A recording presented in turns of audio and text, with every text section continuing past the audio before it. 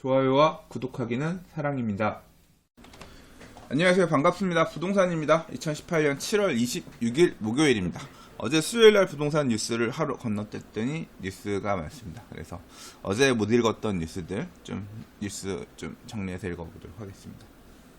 좋아요와 구독하기는 사랑입니다. 자, 서울시 입단 폐소 사직 2구역 재개발 다시 추진되나? 라는 제목의 기사입니다.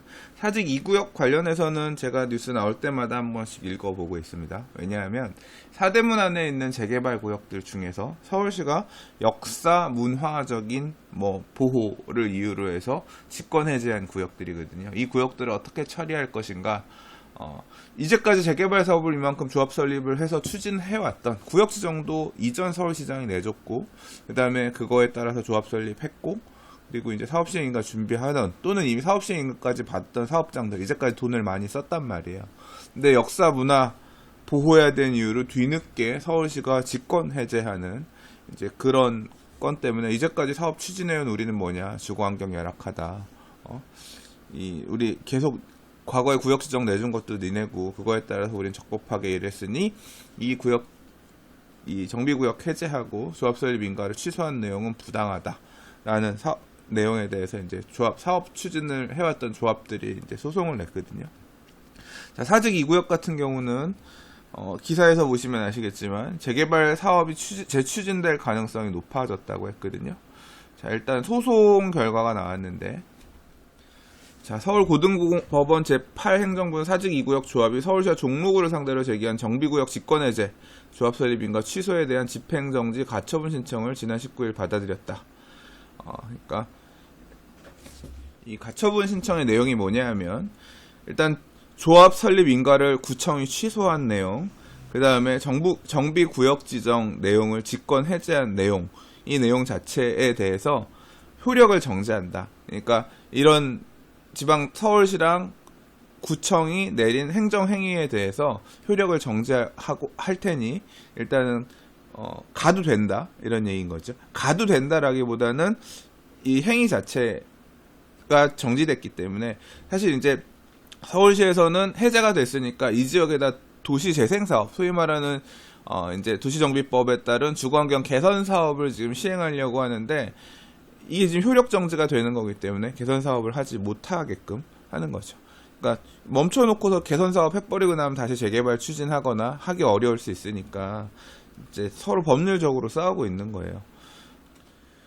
일단 결론이 나지는 않은 상태인데요. 제가 이 기사를 읽고 일단 이렇게 사직 2구역이 정비 사업을 다시 갈 거냐 말 거냐 부분을 지켜보는 거는, 이 인근 사례, 비슷한 사례 5긴 1구역 사례랑 비교해서 또 서울시가 어떤 카드로 움직일까 보고 싶어서 그렇습니다. 5긴 1구역 같은 경우는 마찬가지로 소송을 했는데 5긴 1구역 조합이 이기고 서울시가 졌거든요. 그래서 5긴 1구역 재개발 사업을 계속 하려고 하니까, 그 다음에 이 지금 7월 23일 날 나온 기사죠. 한두 달 전에 나왔던 기사가 또 있는데, 5긴 1구역이랑 서울시랑 이 문제를 어떻게 풀기로 했냐면, 서울시가 이제까지 조합에서 쓴 돈 줄 테니까 해제해주면 안 되겠니? 소송으로는 이길 수 없다고 하니까 돈을 주면서 해결하고, 그러니까 이제까지 조합이 사용했던 돈을 줄 테니까 당신 조합들이 물러나줘라. 그리고 이제 우리가 다시 여기다 도시 재생을 하겠다. 그러면서 지원들을 많이 해주겠다. 이런 식으로 지금 서울시가 나오고 있는 모양새인 거거든요. 5긴 1구역의 사례에 대해서 기사 조금 내용 읽어보면 이렇습니다. 마찬가지로 조합이 재개발 사업 재개를 위해서 직권해제 대상 구역 선정 처분 취소 소송을 했고, 그랬는데 이제 이겼다는 얘기예요. 그리고 이제 2심으로 넘어가는데 서울시가 진 거죠. 그리고 조합이 약간 이제 유리한 위치에서 2심 결과가 나온 건 아니지만, 이제 이렇게 되니까 서울시가 5긴 1구역에 대해서 이제까지 인정된 매몰 비용 전액을 보전해주고, 그 다음에 일대 주거환경 관리 사업을 통해서 250억 원 규모의 지원책도 제안했다. 돈으로 니네 구역에다가 우리가 이렇게 자금 지원을 해줄 테니까 도시 재생 사업으로 바꾸면 안 되겠니? 이제까지 쓴 돈 다 주고 앞으로 250억 원 정도 지원해줄 테니까, 이런 식으로 나온 거죠. 그러니까 그래? 그러면 생각 좀 해볼까? 지금 이렇게 되는 거고, 실제로 간다고 하면 조합이 원하는 형태, 이 재개발 사업으로 가서 수익이 얼마가 날지 이런 부분도 아리까리한데, 여기가 5긴 1구역 같은 경우도 일종 일반 주거 지역이 많아서 사실 조합원들 입장에서 추가 부담금이 적지 않은 구역이거든요. 근데 이렇게 돈으로 이 동네에다 250억 원 규모 지원책 지원해주겠다고 하니까, 이게 더 낫지 않을래나 고민하면서 가고 있는 거죠. 자금 지원책에 대한 얘기가 나오니까 조합 관계자는 서울시 입장을 감안하면 일대에서는 더는 재개발 사업 추진이 여의치 않을 것으로 판단되며 서울시에 재개발이 된 것처럼 살기 좋은 마을을 만들어 달라는 요청을 하고 있다고 말했다라고 하니까, 결국 조합 입장에서도 돈 주고 다른 형태의 지원책 준다고 하면 재개발 사업 안 할 수도 있다라고 하는 겁니다. 근데 이 돈이 결국은 서울시가 마련한 다른 도시재생기금이라든가 다른 쪽에 나와 있는 지원금들이 이 구역 안에 쏟아붓는 거잖아요. 자, 일단 이런 식으로 해결했는데 사직 이 구역은 어떻게 풀지 사실 저는 좀 보고 싶습니다. 돌아가고 있는 모양새가 비슷하거든요. 그러니까 사직 이 구역도 이 5긴 1구역과 마찬가지로 이제까지 쓴 돈들 드리고 그 다음에 도시재생 하는데 비용 얼마 지원해 드릴 테니까 소송 그냥 취하해주면 안 되겠니? 뭐 이런 식으로 결과 나오지 않으리란 보장이 없는 거죠. 그래서 참 솔직히 말해서 개인적으로는 굉장히 불필요한 사회적 비용을 국민들이 세금으로 부담하게끔 만든 거죠.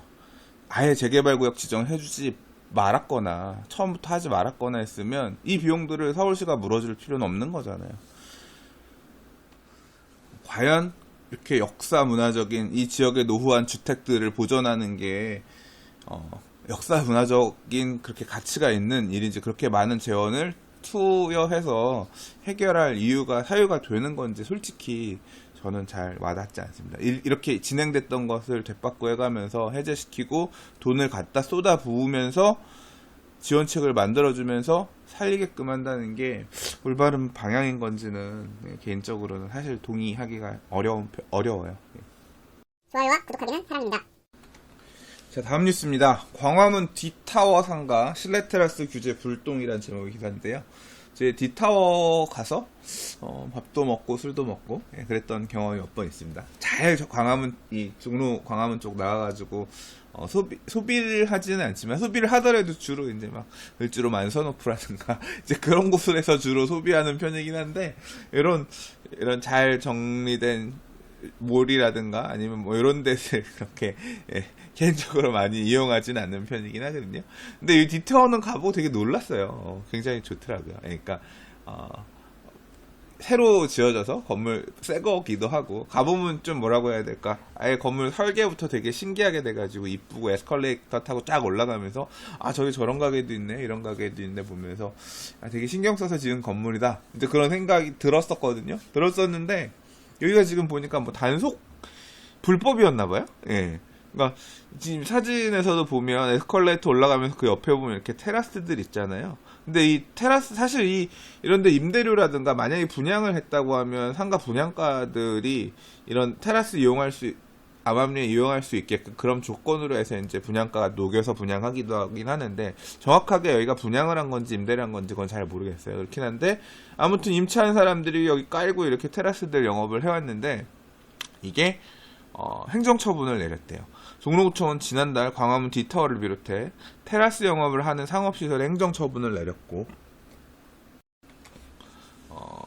실내에 신고되지 않은 면적에서 영업하고 있다는 이유로 과태료를 물고 시정조치를 받았다고 합니다. 자, 2015년 3월 문을 연 D타워는 지금 뭐 이런 식으로 해서 테라스로 쓸 수 있는 공간들을 다 기본적으로 해서 했는데, 이들 상점은 테라스가 실내에 있어서 주변 통행에 방해가 없고 날씨에 구애받지 않아서 SNS상 핫플레이스로 인기를 끌고 있고 3년 동안 문제없이 영업해왔는데 이번 점검에서 지적을 받았다.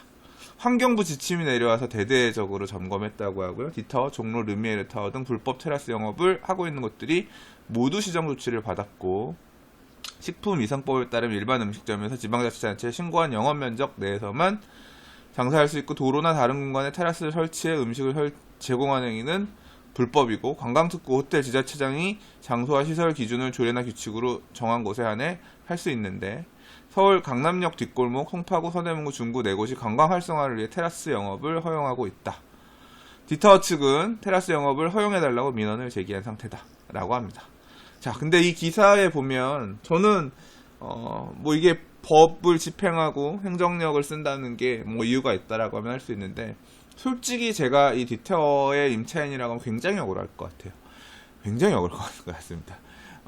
물론 테라스 영업이 불법이다 이해할 수 있는데, 약간 그렇지, 억울하다 안 억울하다의 기준은 누구는 되고 누구는 안 되고가 되게 억울하잖아요. 이 댓글 보니까 당장 얘기가 나오는데 이렇죠. 불법 노점 상등은 자리 마련해주고 임대료 세금 다 내고 장사하는 사람들은 단칼의 법을 적용하는구나라고 했잖아요. 그러니까 사실 이 부분도 되게 억울할 것 같아요. 예. 아니, 노점상들은 그냥 그렇게 하는 것도 봐주는데 왜 우리는 이렇게 해야 되냐, 억울할 수 있죠.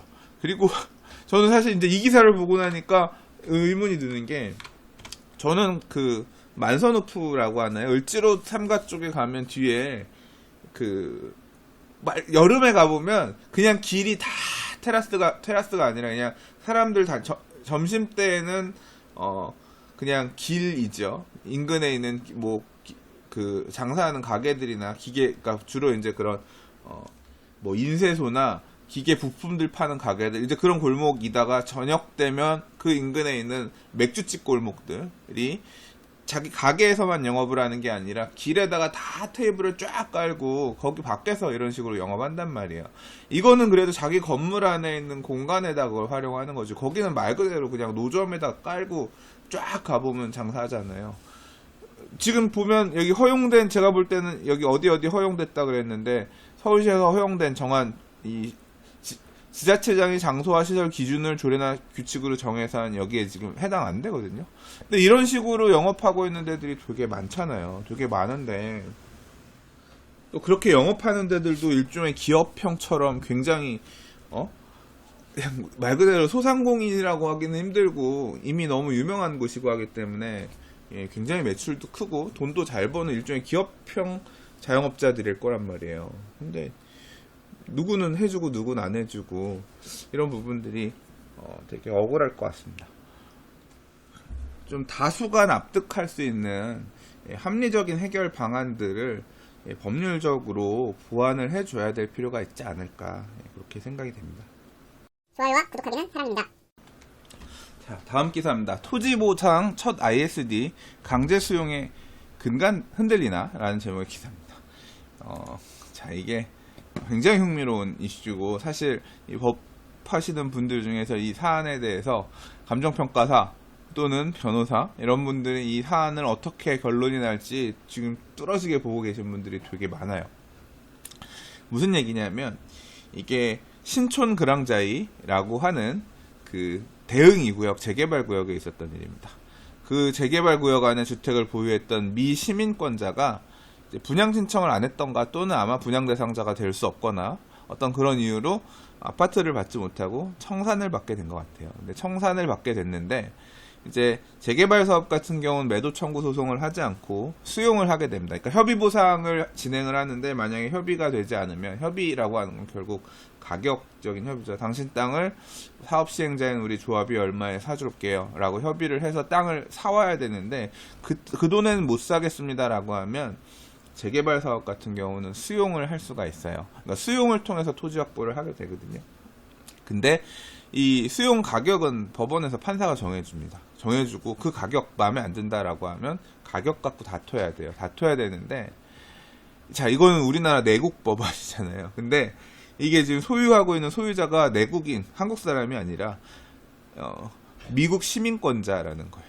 그러니까 나는 한국 사람이 아니라 미국 시민이니까 이거는 이렇게 내 재산, 한국에 있는 내 재산이 이렇게 헐값에 국가에 수용되게 되는 이런 거는 억울하다라고 해서 홍콩에다가 국제중재신청서를 제출했다고 합니다.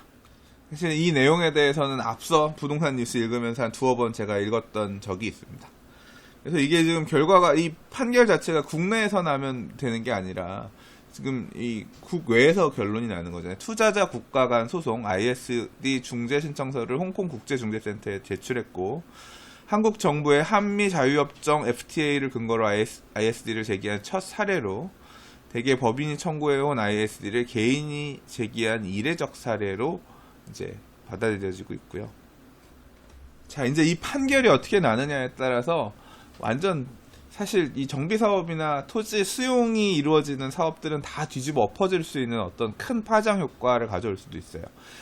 자, ISD는 국제투자분쟁해결센터 같은 제3국 재판소에 열리기 때문에 국내 중앙 지방 정부가 사법부에서 적법하다고 본 절차가 뒤집힐 위험이 있다. 만약에 이 수용 가격 자체, 국가에서 이렇게 우리나라가 이제까지 제시한 이 수용 가격 자체가 문제가 있다. 시가 보상을 해줘야 된다. 외국의 보상 체계는 시장 가격과 협의를 중시한다는 점에서 한국의 토지 보상 제도 전반을 흔들 가능성이 있다 그랬는데, 우리나라 토지 수용 같은 경우 굉장히 강력하거든요. 그냥 토지 수용하면은 바로 토지 확보되고 그 다음 가격 갖고 다투는 거지 땅을 뺏어갈 수는 있거든요. 근데 이제 이런 체계가 다르다는 문제 때문에 이제 이게 문제가 될 수 있는 거죠. 만약에 시장 가격 수준으로 해서 평가 금액을 높이라라고 하거나 한다면, 자, 영국은 손실보상 기준에서 개발 사업으로 수용된 토지의 손실보상 가치는 공개된 시장에서 매도인이 받을 것으로 예상하는 매매대금 상당이어야 한다고 규정하고 있고, 미국은 연방형법 5조에서 정당한 보상이 없으면 공공의 사용을 위해서 사유재산을 수용할 수 없다고 정의했다고 하고, 그래서 이 우리나라 토지 보상은 되게 강력하게 그러니까 우리나라가 토지 보상을 하는 이유들이 거의 그런 거잖아요. 집값이 불안하기 때문에 소수의 오랫동안 토지 갖고 있던 사람들이 조금 손해를 보더라도 수용해가지고 싼 토지를 공급하기 위해서 이렇게 하는 어떤 강제적인 성격을 띄워왔었는데, 해외 기준으로 해서 이게 적법하냐 안 적법하냐, 이 수용 가격이 적정하냐 적정하지 않느냐, 이런 식으로 간다고 하면 수용 가격이 그럼 이렇게 되죠. 그럼 외국인은 수용 가격을 높게 주고, 그러니까 외국인은 토지 보상을 높게 해주고 내국인은 낮게 해주고, 이것도 말이 안 되잖아요. 야, 왜 외국인들만 잘해주고 우리나라 안 해줘? 만약에 그렇게 간다고 하면 진짜로 토지 보상 이 체계 자체가 완전 근간부터 다 흔들릴 수가 있거든요. 그러면 예를 들어 토지 보상 가격이 높아지고, 지금 요번에 이 사례에 따라 토지 보상 가격이 높아지고, 그러면 내국인에 대한 토지 보상 가격 수준도 높아져야 되는 거죠. 그럼 정비 사업비가 증가하고, 또는 이렇게 공공주택지구라든가 국가가 개입해서 토지를 조성해서 택지를 공급하는 이런 사업들도 완전 이제 진행을 못하거나, 보상가 때문에 아예 이런데 조성되는 택지 가격 자체도 너무 높아가지고 이런데 지어질 공공주택지구 안에 분양가들도 엄청 높아지고, 분양가 상한제를 적용한다고 하더라도 토지 매입가 자체가 높아지고, 정비 사업에서도 이 재개발 사업에 참여하지 않는 사람들의 토지를 수용하기 위해서 갖고 올 수 있는 수용 가격 자체가 늘어나면서 올라가게 되면 전체적으로 조합원 분양가라든가 토지 조성 원가들, 정비 사업 비용들이 포함되어 있는 분양가들, 이런 것들이 전체적으로 다 올라갈 수 있는 그런 여지가 있어요. 그래서 지금 이 결과가 가져올 파장이 어마어마하게 크거든요. 그러니까 다들 지금 관심 있게 보는 거죠. 저도 어떻게 결론이 날지 되게 궁금하고, 또 나중에 기사 나오면 읽어보도록 할게요.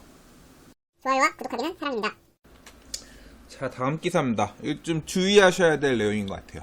혹시나 집을 사시거나 또는 집을 보유하신 상황에서 이 상황에 걸리면 안 하시는 게 좋을 것 같아요. 뭐냐면, 다가구 주택 중에서 4층 옥탑이 만들어져 있는 집을 사시거나, 또는 내가 다가구 주택을 샀는데 증축을 해가지고 이제 옥탑방 같은 거 세를 좀 받다가 나중에 팔 경우에 양도소득세 두들겨 맞을 수도 있다라는 얘기입니다. 어떤 내용이냐면, 자, 다가구 주택 한 개 가구로 인정해주는 다가구 주택은 3개층, 3층까지인데 만약에 집을 4층으로 짓게 되면 집 두 채로 보겠다는 거예요. 그러니까 하나를 초과한 걸로 봐서 집은 하나의 단위로 파니까 4층이 포함되어 있는 한 개의 집을 팔았고, 이게 공부상으로는 그냥 다가구 주택으로 보이긴 하겠지만 세법상으로는 아니다. 얘네 지금 다주택에 해당되니까 4층이 증축되어 있다라고 하면 다주택에 해당돼서 중과세 때려버리겠다. 뭐 이제 그런 거예요. 그리고 실제로 그렇게 적발로 되면서 지금 다주택자에 대한 양도소득세 중과된 세율이 커졌잖아요. 그러면서 이게 지금 실제 이제 세금이 갑자기 늘어나는 사례들이 나올 수 있는 것 같아요. 사례 한번 좀 볼까요? 중랑구 면목동에 있는 다가구 주택을 어떤 사람이 매입을 했는데 지하 1층 시상 3층 총 7가구가 살 수 있는 아담한 규모였고 3층에 살면서 아래층을 임대를 했는데 4층을 증축해서 추가로 임대를 놨다는 거예요. 그래서 매도를 하려고 봤더니 1가구 1주택 비과세 혜택 딱 요거 하나만 갖고 있는데도 불구하고 1가구 1주택 비과세 혜택을 못 받을 수도 있다라는 답변을 얻었다는 거예요. 왜 그러냐? 건축법상 다가구 주택의 요건은 19세대 이하, 주택 바닥 면적이 66제곱미터 이하면서 주택으로 쓰는 층수가 지하층을 제외하고 3계층 이하여야 되는데 이렇게 될 경우에 단독주택과 마찬가지로 다가구 주택도 전체를 하나 1주택으로 봐준다는 거예요. 근데 만약에 주택 사용수가 4개층 하나가 늘어나게 되면 그러니까 지하층을 제외하고 지상에 올라가 있는 게 4개층이면 다가주택으로 안 봐주고 다세대 주택으로 보게 되는데 다세대 주택으로 보면 건물 전체를 보유한 경우 세대수만큼 보유한 다주택자 완전 엄청 다주택자로 본다는 얘기예요. 기사 내용대로라고 하면 그러니까 앞서 사례에서 4층을 증축해가지고 하나 올라갔으니까 3층 이상 4층이 되어버리니까 여기는 다가구에서 다세대로 바뀌게 되는 거고 실질적 다세대가 되는 거고 세무당국이 이 같은 사례에 최대한 파악해가지고 부동산 세금 징수를 분명하게 하겠다라고 하는 방침을 세웠다는 거예요. 그러니까 지금 황당한 게 매매 신고권에 대해 조사하고 여력이 되면 기존 주택에 대해서도 조사를 한다고 하니까 그리고 이게 위에 옥탑방, 그러니까 4층 올린 주택 자체가 보통 이제 옥탑에 이렇게 올리는 경우들이 있는데 이게 건축 허가를 받았다 안 받았다 무단 증축이 됐다 안 됐다 이런 거 안 보고 실질 과세 원칙에 따라서 올려가지고 허가 안 받고 그러니까 공부상에는 건축물 대장상에는 3층으로 나와 있지만 몰래 이렇게 한 층 올려 4층을 쓰고 있는 게 걸린다라고 하면 실질 과세 원칙에 따라서 넌 다세대다. 그러니까 중과세 때려버리겠다. 이런 방침을 세웠다는 거예요. 그러니까 되게 무섭죠. 지금 이렇게 되면 1주택자가 갑자기 다주택자가 되고 양도 차익에 대해 최고 62%, 20% 추가 과세되면 세율 적용받는 구간도 있기 때문에 되게 무서워지는 거예요. 최근 이 같은 사례 적발 사례를 통해서 고지된 세액이 5억 원 이상이 대부분인 거 정해졌다. 완전 잘못 팔았다가 뒤통수 맞는 경우 생길 수 있으니까 자 혹시라도 양도하시려는 경우 또는 양수하시려는 경우에 있어서 집이 이렇게 이게 사실 이제 보유세 부분도 다주택으로 걸리게 되면 종부세 이런 거 어떻게 계산되지 그것도 머리 복잡해지는데 되게 문제가 심각해질 수 있으니까 내가 만약에 단독주택 또는 다가구주택을 살려고 하는데 딱 봐도 건물이 밖에서 보는데 3층 위에 옥탑이라든가 이렇게 하나가 더 올라가 있다라고 하면 무조건 세금 두들겨 맞을 수 있으니까 조심해야 된다. 또는 이제 기사에서 얘기하는 부분은 뭐냐면 용도 변경을 하라는 거예요. 용도 변경 어떻게 해야 되냐? 사람 세입자 살고 있다고 하면 내보내고 나서 창고로 용도 바꿔서 실제 집으로 안 쓰고 있다는 거 증빙할 수 있도록 서류를 만들던가 아니면 뭐 불법 무허가 증축 부분이면 철거를 한다든가 등등 실질과세 원칙 기준에 따라서 과세할 수도 있다라고 했으니 4층 올라가 있는 부분은 집으로 안 쓰게끔 해서 세금을 피해갈 수 있게끔 그렇게 하라는 얘기인 거죠. 자, 아무튼 이거 되게 중요한 문제고 만약에 다가구 주택들 매수하시려는 분들 입장에서는 기억해 두셔야 될 부분인 것 같아서 한번 짚어봤습니다. 한 줄 요약. 내가 다가구 주택을 사거나 팔려고 하는데 내 집이 3층 위에 하나가 주택으로 사용되는 부분이 다 얹어져 있다. 이게 뭐가 아니라 건축 공부상에 등재가 되어 있든 만약에 팔기 전에는 나중에 과세 두들겨 맞을 수도 있고 두들겨 맞을 때 엄청 세금 많이 과세될 수 있으니까 팔기 전에 주택으로 사용하지 않는다는 것을 증빙할 수 있게끔 해서 팔아라. 또는 사더라도 이렇게 이런 부분을 감안해서 운용을 해라. 그렇게 정리할 수 있겠습니다. 좋아요와 구독하기는 사랑입니다. 자, 오늘 준비한 뉴스는 여기까지입니다. 사실 몇 개의 뉴스가 더 있는데요. 조금 너무 길어지고 지루해지는 감이 없잖아 있어서 내일 읽어보도록 하겠습니다. 자, 오늘도 봐주셔서 들어주셔서 감사합니다. 부동산TV 아직 구독하기 누르시지 않으셨다면 구독하기 좀 부탁드리겠고요. 영상 도움이 되셨다면 좋아요도 좀 부탁드리겠습니다. 감사합니다. 내일 또 다시 다른 뉴스와 이슈를 가지고 인사드리도록 할게요. 감사합니다. 부동산이었습니다.